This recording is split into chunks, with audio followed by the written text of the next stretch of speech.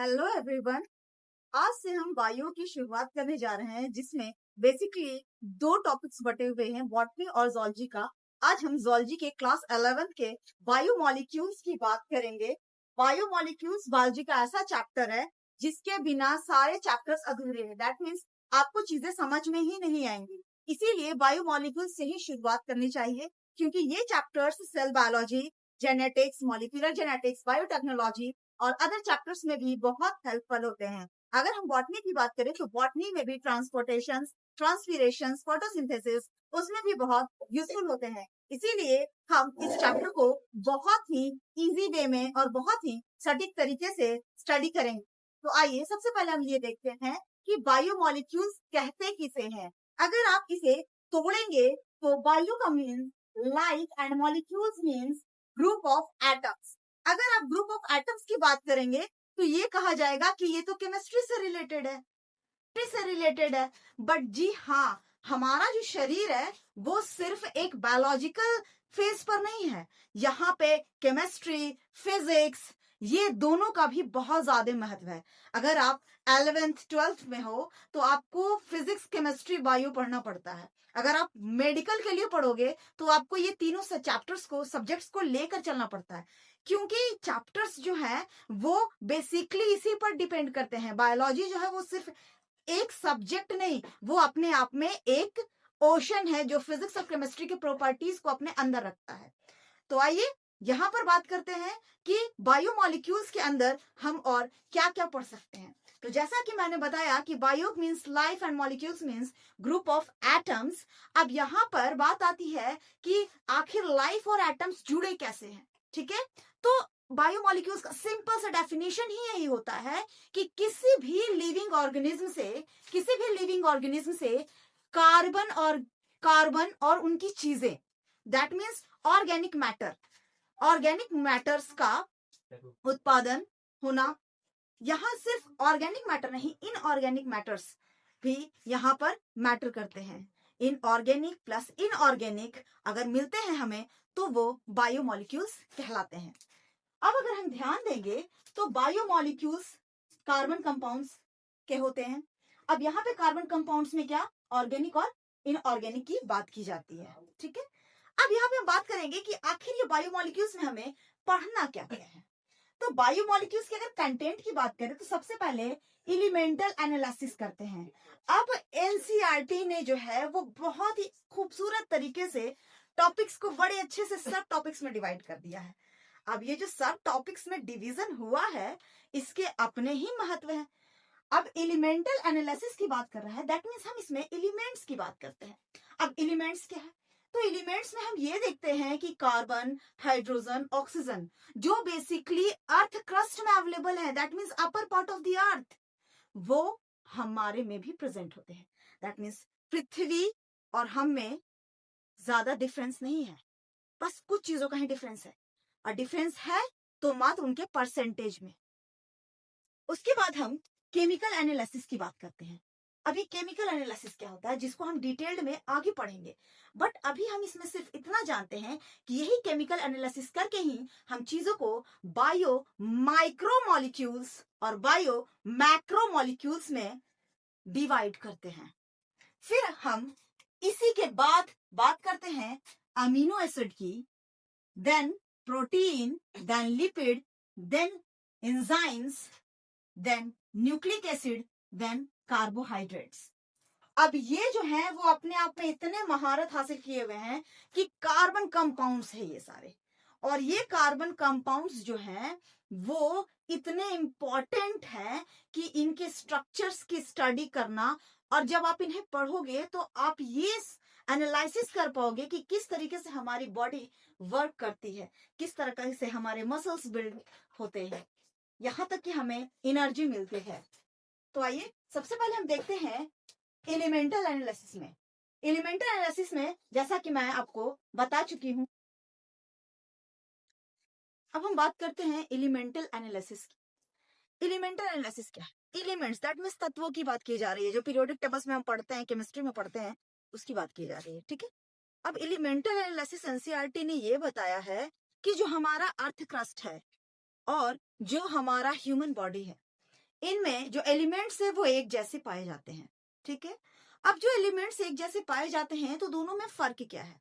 तो सिंपल सी बात है कि earth crust, the uppermost part of the earth, then human being have the similar elements but in different percentage. Now we have to study that. Carbon, hydrogen, oxygen, nitrogen, ठीक है। Carbon, hydrogen, oxygen, nitrogen जो एक trick है कौन के नाम से, कौन सिंपल सा अगर पेपर में आए तो हम इसे कर सकते हैं कौन, ठीक है। ये एलिमेंट्स ऐसे हैं जो बहुत ज्यादा सिमिलर्स होते हैं, ठीक है। अब अगर हम सिर्फ ह्यूमन की बात करें, सिर्फ ह्यूमन बॉडी में बात करें तो सबसे ज्यादा जो है हमारे पास ऑक्सीजन है जो 65.5% है। पेपर में ऑप्शंस आते हैं कि सबसे ज्यादा एलिमेंट कौन सा पाया जाता है, इसीलिए ये बहुत इंपॉर्टेंट है, बहुत इंपॉर्टेंट। आप चाहे तो इसे स्टार मार्क कर सकते हैं। Next, carbon 18.5%, then nitrogen 3.3%, hydrogen 0.5%। And silicon की बात करें तो बड़ा ही स्ट्रेंज है कि अर्थ क्रस्ट में तो इसकी मात्रा ज्यादा है बट ह्यूमन बॉडी में ये नील है। तो ये हमारा रहा एलिमेंटल एनालिसिस। नेक्स्ट हम बात करेंगे केमिकल एनालिसिस की। नाउ एलिमेंटल एनालिसिस को हम पढ़ चुके हैं, अब नेक्स्ट जो है हमारा सब टॉपिक है केमिकल एनालिसिस। अब ये केमिकल एनालिसिस क्या है? तो केमिकल एनालिसिस को अगर देखा जाए तो सिंपल सा है कि कोई भी लिविंग चीज, ठीक है, कोई भी लिविंग चीज, एनिमल, प्लांट्स, कुछ भी ले लिए, उसको क्या करो, कूच दो, कूच के दैट मीन्स पेस्ट बना दो। पेस्ट बनाने के बाद उसे कपड़े में छान दो। आप देखोगे कि कुछ चीजें जो है वो गिरकर नीचे आ गई और कुछ चीजें जो है वो कपड़े पर परत बना दिया, ठीक है। बस कुछ इसी तरीके का है हमारा केमिकल एनालिसिस भी। अगर हम यहाँ देखें तो लिविंग में कोई भी चीज ले लेते हैं, दैट मीन्स एनिमल और प्लांट्स, टिश्यू ले लिया, एनिमल प्लांट टिश्यू ले लिया, उसे ट्राइक्लोरो एसिटिक एसिड, फिर से सुनिए, ट्राइक्लोरो एसिडिक एसिड, जिसको आप फॉर्मूला होता है Cl3CCOOH, ठीक है, कार्बोक्सिलिक ग्रुप का है।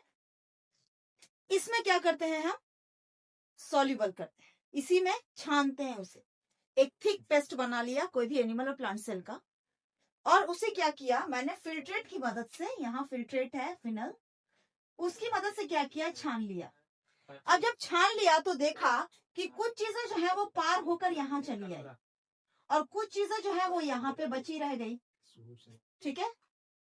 तो जो चीजें यहाँ आ गई एसिड में घुल गई, जो पार कर गई एसिड में घुली, उसे हम फिल्ट्रेट का नाम देते हैं। देखिए ये कीवर्ड्स ध्यान रखिएगा, जो चीजें एसिड में आके घुल गई उन्हें हम किसका नाम देते हैं, फिल्ट्रेट का नाम देते हैं। लेकिन जो चीजें नहीं घुली उसे हम रिटेंटेट का नाम देते हैं। ये दोनों कीवर्ड्स इतने इंपॉर्टेंट है कि क्वेश्चन में यही फंस जाता है, ठीक है। तो जो नहीं घुलते हैं उसे रिटेंटेट कहते हैं और जो घुल जाते हैं उसे फिल्ट्रेट कहते हैं, यानी एसिड सॉल्युबल। अब जो ये एसिड सॉल्युबल है ये कितने तरीके के हुए, तो एसिड सॉल्युबल दो तरीके के हैं बेसिकली, एक इनऑर्गेनिक, दूसरा ऑर्गेनिक। इनऑर्गेनिक में क्या होता है, तो इनऑर्गेनिक में पाए जाते हैं वाटर, आयंस। अब अगर आप आयंस की बात करें तो कुछ नहीं, एलिमेंट पर अगर चार्ज आ जाए उसे हम आयंस कहते हैं। देन गैसेस, ये हमारे इनऑर्गेनिक हो गए। अब ऑर्गेनिक में क्या है, तो ऑर्गेनिक में सिंपल हम देखें तो इसका एक कीवर्ड में नाम देते हैं बायो माइक्रो मॉलिक्यूल्स। अब यहाँ पे वर्ड आता है माइक्रो, माइक्रो दैट मीन्स छोटा, यूनिट की बात कर लेते हैं, है ना, सिंगल यूनिट, छोटा फ्रैगमेंट जो कह सकते हैं इसे।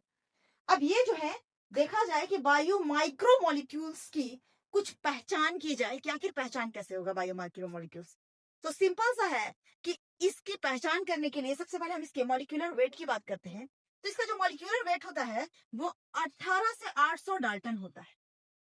देन ये मोनोमेरिक फॉर्म में होता है, मोनोमेरिक फॉर्म मैंने बताया सिंगल यूनिट की बात करते हैं।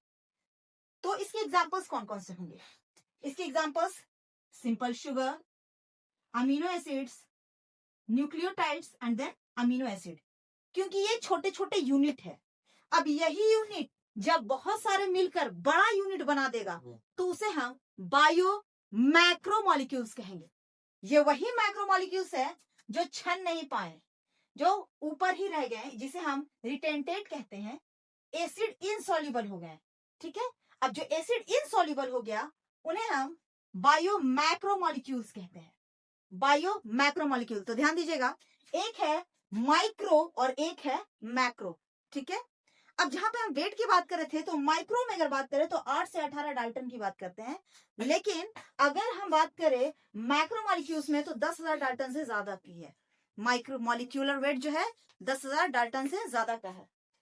अब यहाँ पे क्या है, पॉलीमेरिक फॉर्म है, पॉलीमेरिक फॉर्म, और यहाँ माइक्रो में ध्यान दीजिएगा मोनोमेरिक, मतलब बहुत सारे जब सिंगल सिंगल यूनिट्स मिलते हैं, मिलकर ग्रुप बना दिए तो उसे हम कहते हैं पॉलीमेरिक। पॉली का मतलब ही होता है बहुत ज्यादा और मोनो का मतलब होता है सिंगल। ठीक है, तो ये पॉलीमेरिक में होते हैं। अब इसके एग्जांपल्स क्या हैं, तो देखिए, आपने माइक्रो में पढ़ा सिंपल शुगर। अब जब यही सिंपल शुगर बहुत सारा मिला तो बना दिया पॉलीसैकेराइड्स। देन बात करते हैं न्यूक्लियोटाइड्स की, जो कि माइक्रोमोलिक्यूल्स है। यही न्यूक्लियोटाइड्स जब बहुत सारे ग्रुप में मिले तो बन गया न्यूक्लिक एसिड, और ये वही न्यूक्लिक एसिड है जिसे आप डीएनए और आरएनए के नाम से पढ़ते हैं, जो हमारा जेनेटिक मटेरियल है। उसके बाद बहुत सारे अमीनो एसिड जब मिलते हैं तो बनते हैं प्रोटीन। नाउ इसमें एक और भी है लिपिड। अब मैंने लिपिड को अलग क्यों लिखा, लिपिड को अलग इसलिए लिखा कि इसके जो लक्षण हैं वो है तो माइक्रो की तरह, लेकिन फिर भी ये मैक्रो है क्योंकि ये एसिड में घुल ही नहीं पाए। अब मैंने ऐसा क्यों कहा, क्योंकि इसमें जो है वो मॉलिक्यूलर वेट लेस देन 800 है, डाल्टन है, मतलब 800 डाल्टन से कम है। और तो और ये पॉलीमेरिक नहीं है, नॉन पॉलीमेरिक, मतलब लिपिड्स जो है वो बहुत सारे ग्रुप बना ही नहीं सकते हैं, इसीलिए हम इसे नॉन पॉलीमेरिक भी कहते हैं। तो ये रहा हमारा केमिकल एनालिसिस। नाउ अब हम नेक्स्ट टॉपिक को देखेंगे।